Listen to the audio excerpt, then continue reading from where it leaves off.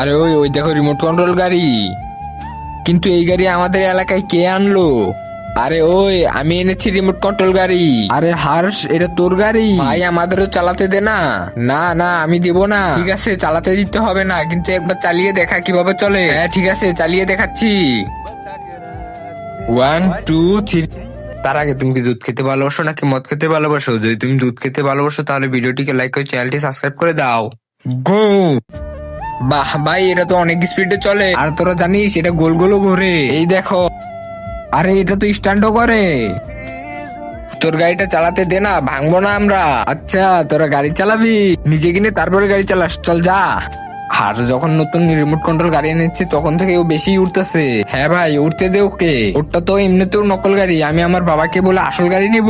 হ্যাঁ, আমি আসল হুন্ডা নিব।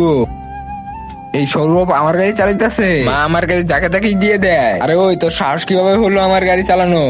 শখ কত আমার গাড়ি চালাবে? আমার গাড়ি তো এই জায়গায়, তার মানে এই গাড়ি ওর।